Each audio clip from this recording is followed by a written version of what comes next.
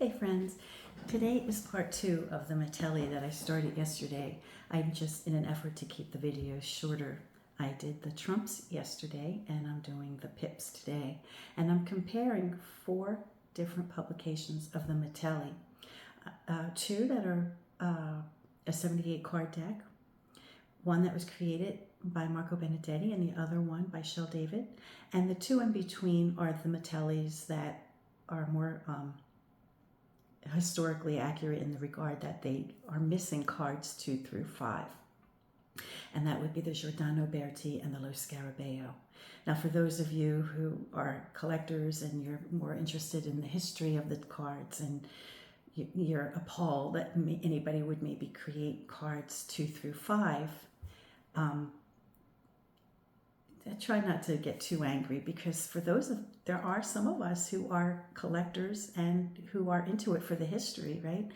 And we love the deck and we want to use it as a functional tarot deck. And so for Marco and Shel David, who created the missing cards for us, thank you so much. Thank you so much. And we're going to see their creations as compared to the decks that didn't have them. So let's get started. Let me flip the camera. So let's start with the Ace of Swords. Now remember, the thing about the Marco Benedetti, this one was handmade, and it also shows the process by which the back cover, right, was folded over to the front. And that's got to be done by hand. I don't think that any machine can do that. And so what happens then, excuse me, is that, of course, the sides take on the yellow color, or whatever color the back was, and it also preserves the edges so that they don't chip.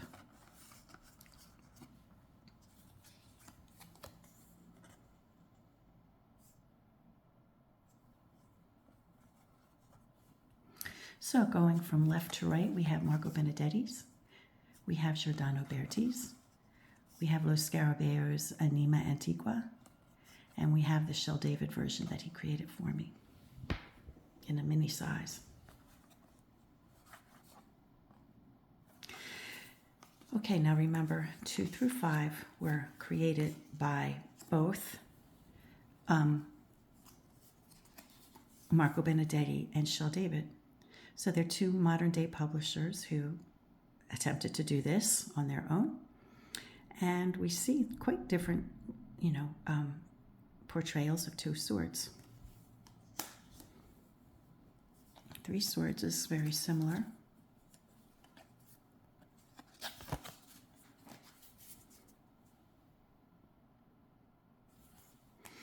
We often see, in these historic decks that there's a bow that ties them together a lot.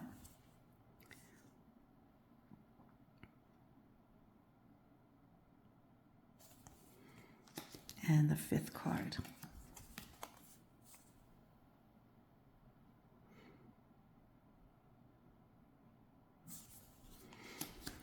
And now we're back to the actual cards, number 6.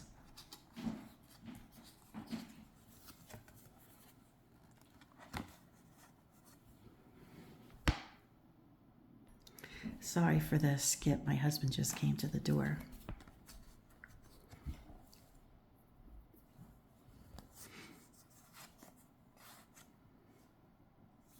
Now, I mentioned yesterday that the Mitelli by Giordano Berti was the first Mitelli I got. And when I got it, I was just like, whoa, look at this deck. Oh my gosh.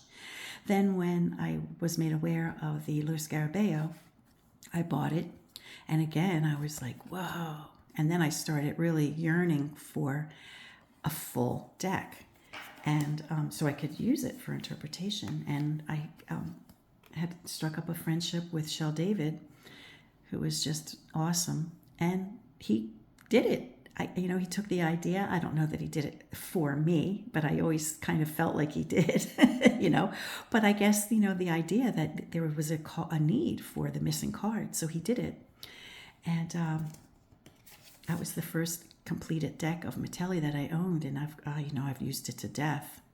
And it's especially, helpful as a mini for when there's lots of cards and I'm sending a video to clients, or even if I'm doing demonstration videos. You see how, you can only get so many full-size cards in a frame, right? So it's been very helpful, but I wanted a more substantial copy of the Mitelli with all the cards, with all 78 cards. And again, I was just putting it out there. Somebody please do this. And Marco heard, I guess, or considered it. And boy, am I grateful. And you may be noticing that the Marco's deck is really, as compared to some of these others, and I'm not saying that it's, I'm not putting anybody's deck down at all, but you can see how alive this deck, like I've said it in every video, this deck is so alive it's breathing. It's just incredible. And from the back, which is probably the coat of, I believe Marco said he created a coat of arms for the family, the patron family. Oh gosh, I don't want to, yesterday I said their name improperly, and so today I want to say it proper.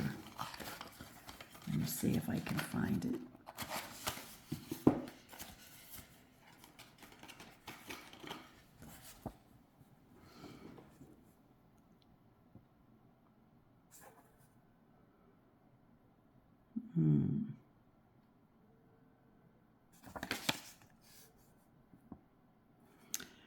Bentivoglio.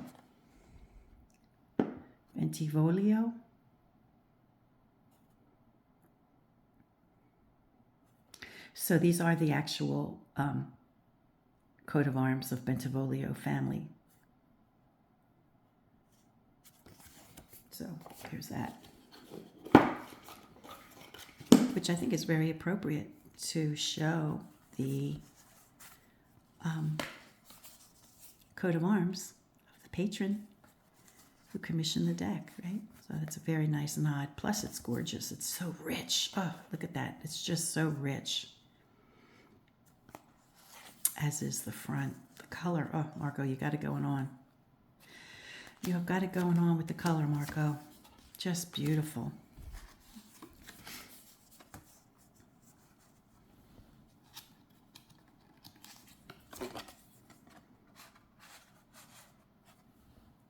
So you see a glare with the Scarabeo Anima Antigua series. A slight glare with shells, but not as pronounced. Now with these decks, the Scarabeo, I think they tell you that they shouldn't be used for card playing or for interpretation, because they're not lacquered, I think, or there's something about the way they're made that they're not probably going to last real long. They're more for historic purposes, but that doesn't stop me from using the deck.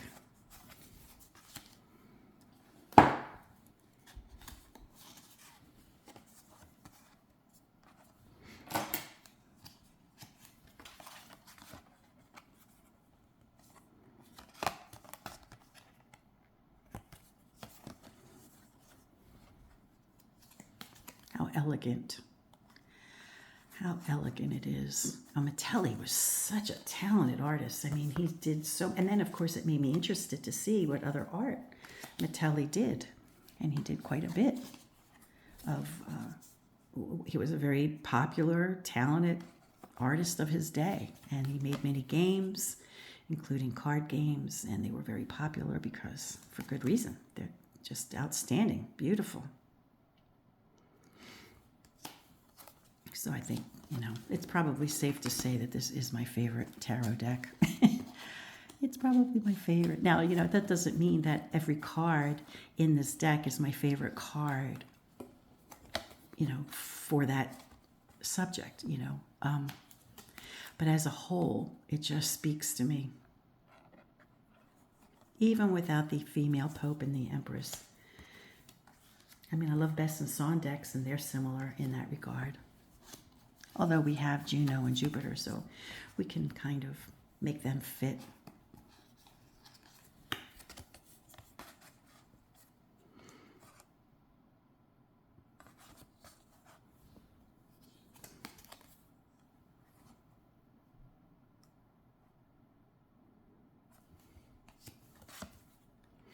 Now, if we look at the backs, we see that these two, the Michelle David and the Giordano Berti, seem to have used the same deck, perhaps, or one that had these backs, and that the Lo Scarabeo used a deck that had a different back. So there were, I think, many Mitelli decks that survived, you know, that had different backs, you know, which is probably why we have an intact deck. Like, none of the cards that were produced for these decks are missing. They're all intact, you know, and the only reasons 2 through 5 are missing are because they never existed, because it was for an abbreviated game of Tarochino, not Tarochi.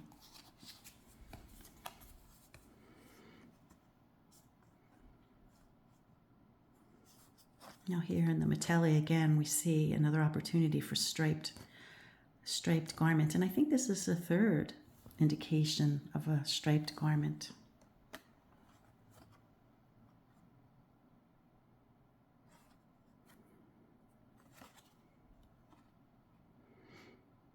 So you see these two with the same backs do seem to favor one another with color.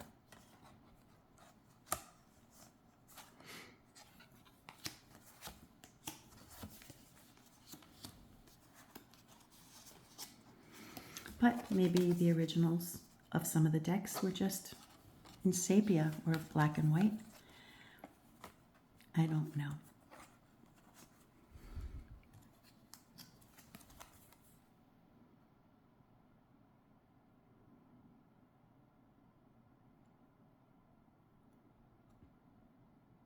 Shell's color gives Marco's a run for the money in the sense that it's also very vibrant, you know. But maybe because of the size, and maybe because of everything put together within the quality of the cards, you know, the Marco deck really stands out. Now here we have what appears to be reference to the coat of arms of the family of Bentivoglio, I think. I can't remember.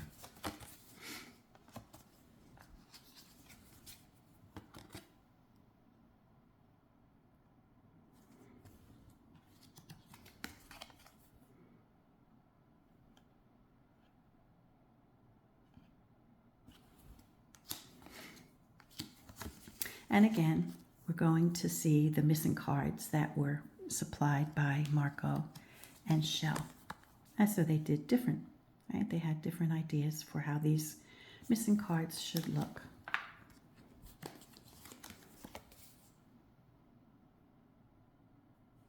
But they both are convincing. At least to me, I could see either of these being the missing cards. Maybe with these being a little more convincing, since they look more antique.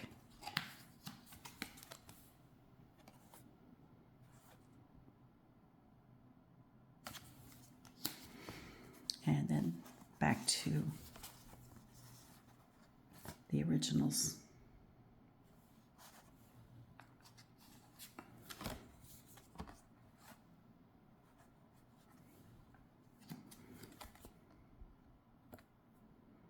I love what Marco did here, making it a three-tone chalices.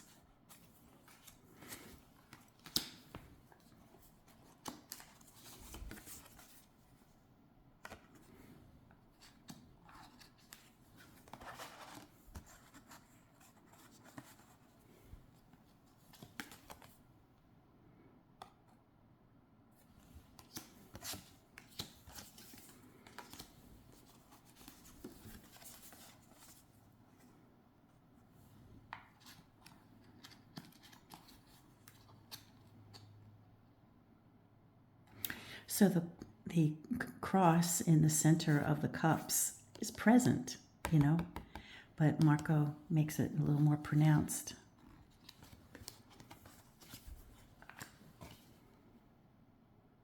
And this one's not exactly a plus sign or a cross. It's more of a star. Oh, that one's more of a star too. Oh, that's more of a star. So there's star, but that one looks kind of like, I guess they're all stars. I was just thinking, my brain thought it was a plus sign, but I guess I'm wrong. It's kind of more like a diamond.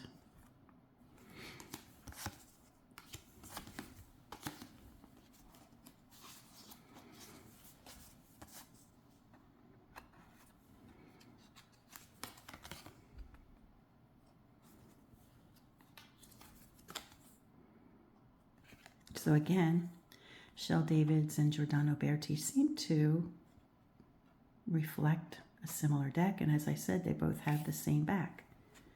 So they might have both been referencing the same original deck.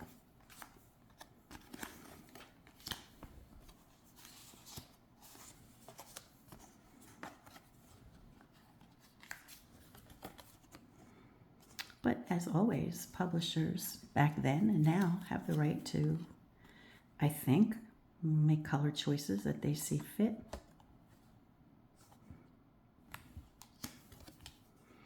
I'm not sure how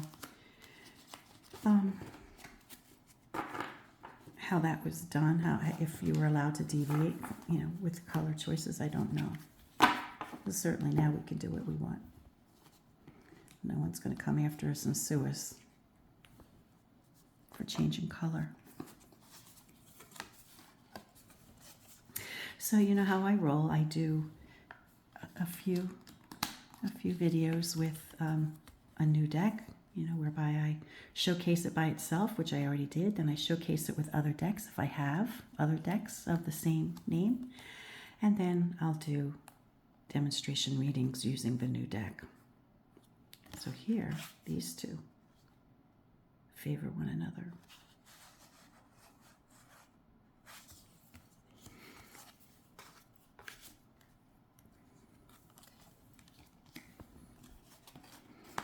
And I love the backward glance of a knight.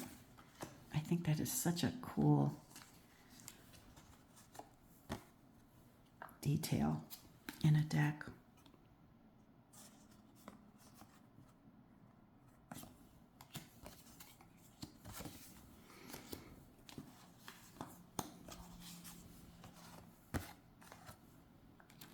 So if I go on, it'll probably be a little bit over a half an hour if I continue as I'm doing.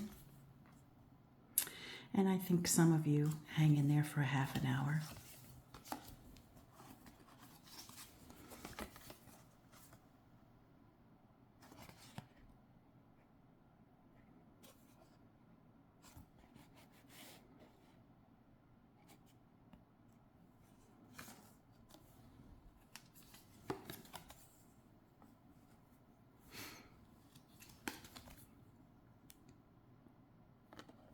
So they all took liberties with the coloring of this one.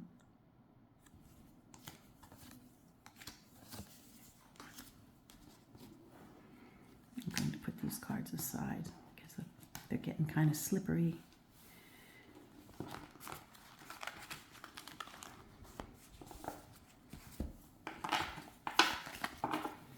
Okay, aces of baton.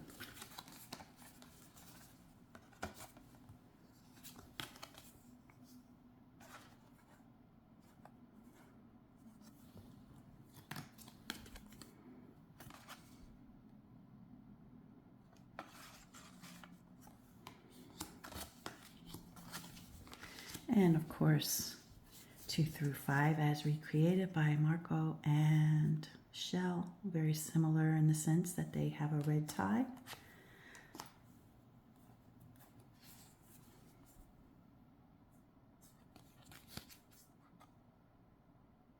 Again, very similar.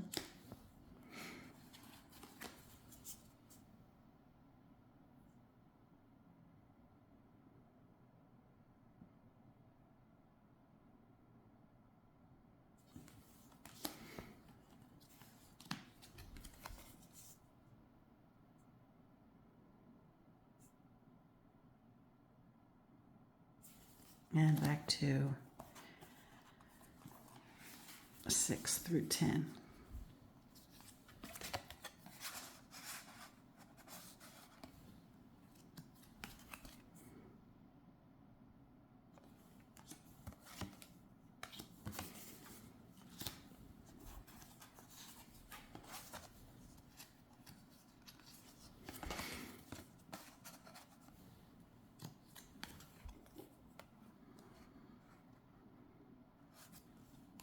Now, not too long ago, I did a demonstration reading using the Mitelli, and this card popped up in the spread, and I was commenting on it. I don't remember what meaning I gave to it at that time, but it occurred to me that this is really, it looks a lot like, it reminds me of the fireplace we have in our home. And I'm not sure, I think I might have been doing a reading about my private life, some aspect of my life. And we have, like, what's it called? Flint. I don't know what those stones are, but they're like flat. Is it flint stones? Nah. Well, excuse me. They're like, I guess these are boards. But at any rate, the way it is created, it kind of reminds me of the chimney we have, and then under here we have the fire and somebody keeping warm. So it kind of reminds me of my fireplace at home. But I guess those are wood. Those aren't stone.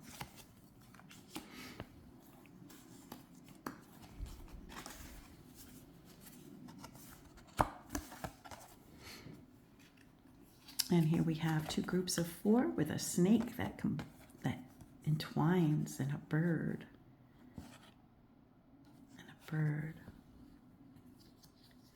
So it's kind of borderline illustrative, not just decorative. I mean, it probably called to mind a story, maybe an Aesop's fable between a bird with a long neck and a snake. There's probably a story that a 1600s individual might have recognized, but I don't.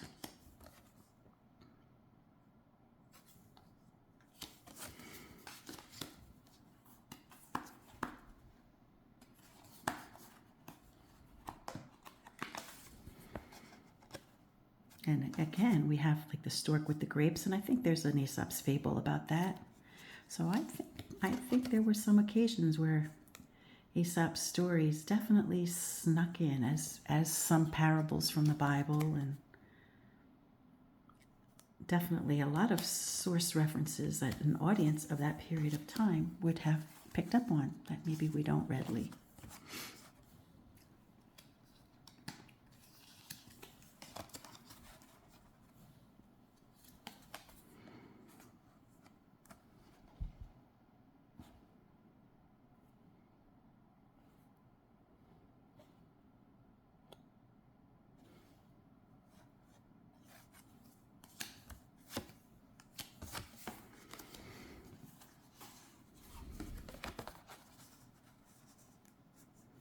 And this guy is frontward.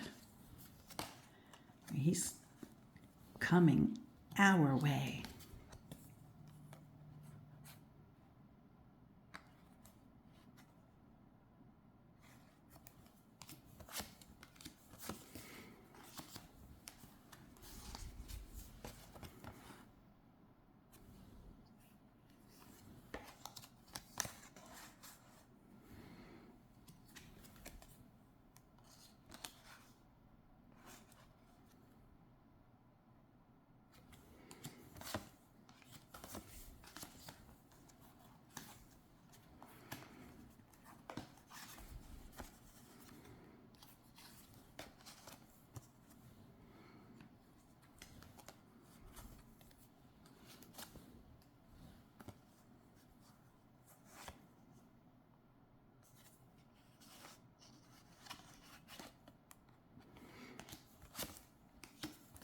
And I think in some ways, the coins are my favorite suit. I'm not, I think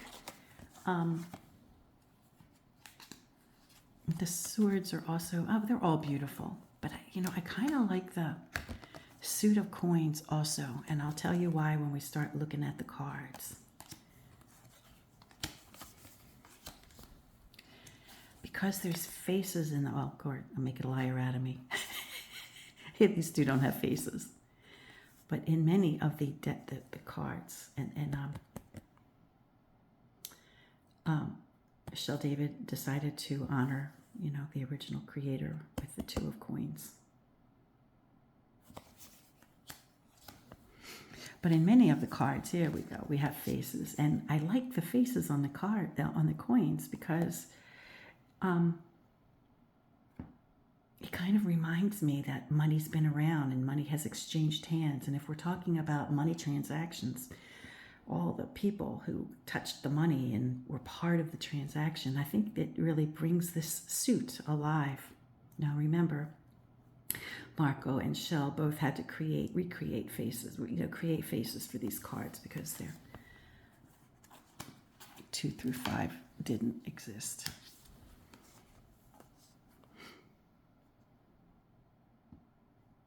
And on this card, Marco decided to, you know, indicate that he added the addition, right? He would have known the 4 of coins didn't exist in the original, so he's putting his name on that.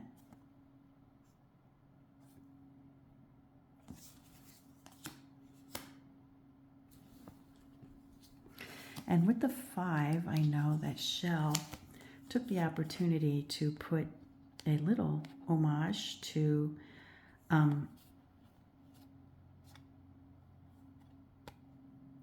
you know, the maestro over at Il Meneghello, Benghazi. And you have the choice of the smaller coin or the larger coin. I use the smaller coin when I do this, you know, when I use this deck. It's just my personal preference.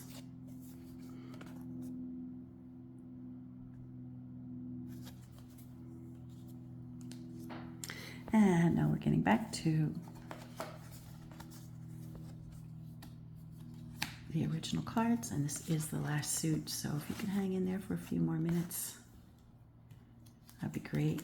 If you could give me a thumbs up, if you could subscribe if you haven't yet. Now here, you know, some of the cards do just have birds and no faces, and that's interesting too. Money gets around. But I love the faces because it gives the sense that, you know, of making coins a very social suit, you know. I mean, you know, when we're talking business transactions or the workplace, you know, who knows? Maybe if you're doing a reading for someone and the question has to do with the workplace and they see one of the faces on one of the cards, it reminds them of an individual at work. You know, that's valid. That's all valid.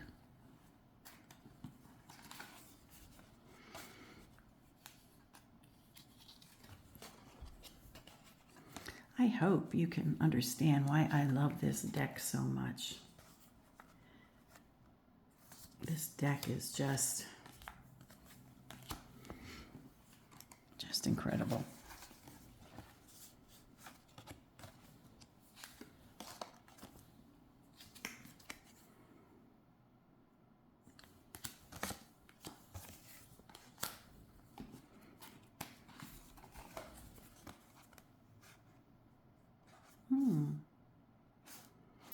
Different. Very different.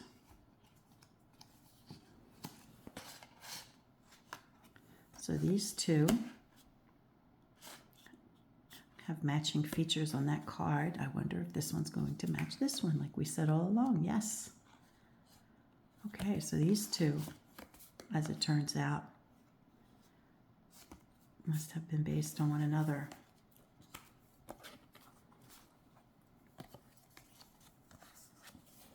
Interesting.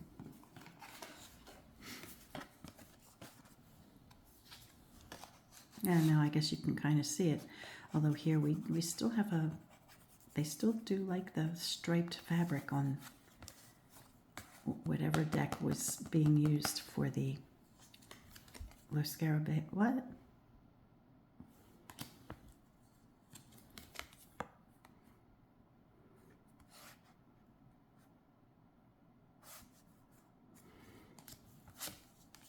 So, you know, these comparisons side by sides are helpful if you only have X amount of dollars to spend and you'd like the deck. Which one do you want to buy? Now, I don't think the Shell David one is available for purchase. So unfortunately, I don't think that one's up for the, you know, for purchasing at this stage.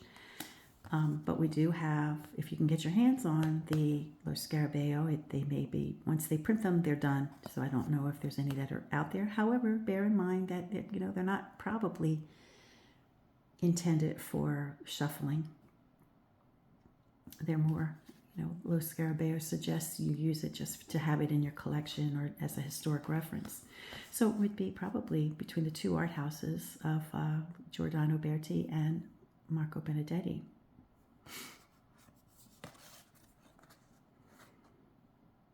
And the size features a little different in size. The Marco Benedetti is a little bit on the a little less large. And remember, the Marco has the completed, or the extended deck. It's got the missing cards.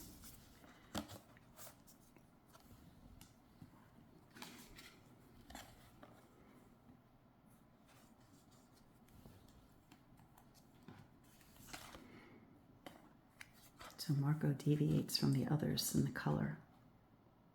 She really comes to life.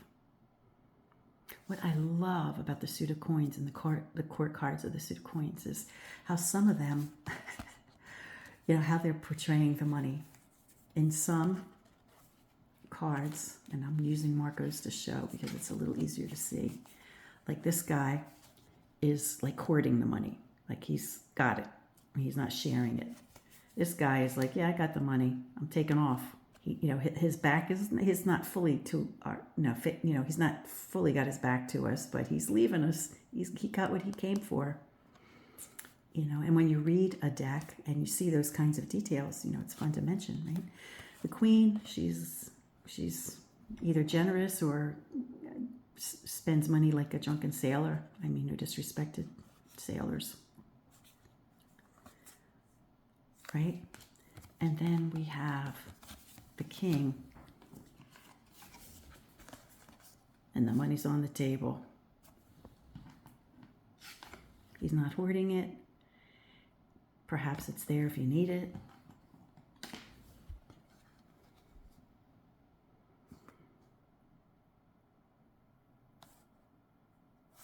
Wow. So I hope you liked this video. And I hope, let me flip the camera.